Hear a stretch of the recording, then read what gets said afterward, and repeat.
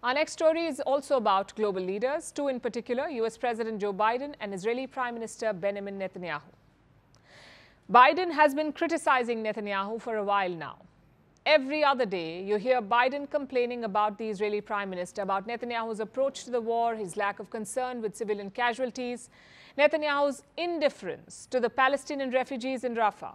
Biden keeps complaining about all of this, and Netanyahu keeps ignoring his biggest ally every time. All of Biden's so-called red lines have been crossed. Biden said no to Israel's invasion of Rafah. All eyes are on Rafah now. And what do they see? Netanyahu playing hopscotch with Biden's red lines. Biden gave Netanyahu a ceasefire deal. This is after Israel rejected a deal that Hamas was on board with. Biden desperately wants Israel to take the new plan, but what does Netanyahu do? He sends out officials who say this. He said, and I quote, "The outline that President Biden presented is partial. The war will be stopped for the purpose of returning hostages, and then we will proceed with further discussions." So there will be no permanent ceasefire. Netanyahu will resume the war after a while, and in the meantime, he may even open another front. Yesterday, the land was burning here, and I'm glad you put it out.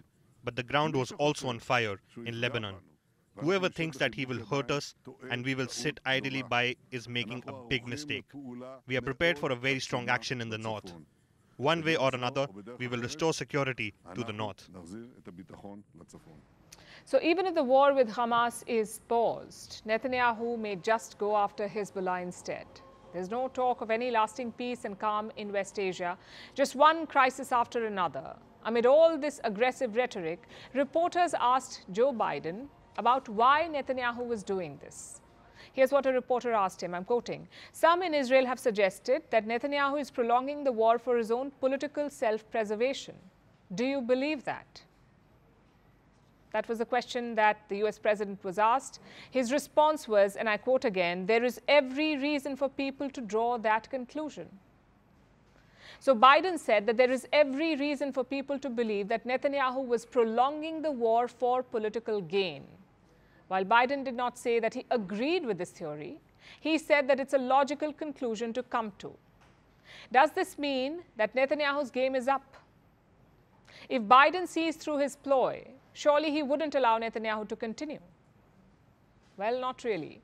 Reporters asked the White House National Security spokesperson about President Biden's comments, and here's what he said. I think the president was very clear in his answer on that, and we'll let the prime minister speak to his own politics and to what his critics are saying. And the president was referencing what many critics have said. But for our part, we're going to make sure that Israel has what it needs to continue to eliminate the threat by Hamas.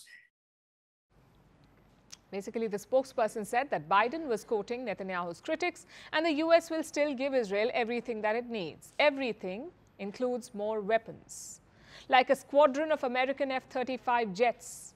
Israel has signed a $3 billion deal to buy more F-35s, while Biden is saying that Netanyahu is prolonging the war. So who does Biden have to blame? Why would Netanyahu change course? He's getting everything that he wants. Biden resumed bomb shipments to Israel. He's now giving them F-35 fighter jets. So what exactly does Netanyahu have to fear? He can go on ignoring Biden's rebukes because he knows that the US will never actually stop helping him, which means that all the criticism is just for show. It's all dramatic hand-wringing. Netanyahu can do whatever he wants, and Biden will just wag his finger disapprovingly. If this is the reality, why does Biden even bother with the theatrics?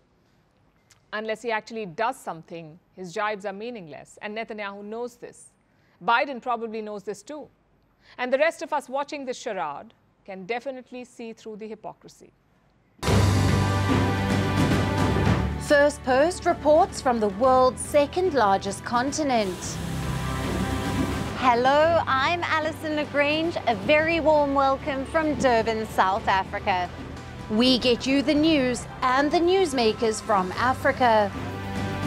From elections to climate change, to innovations and opportunities. As the world's attention shifts, we report from Africa, the heart of the global South. Join me every weekday live on Firstpost.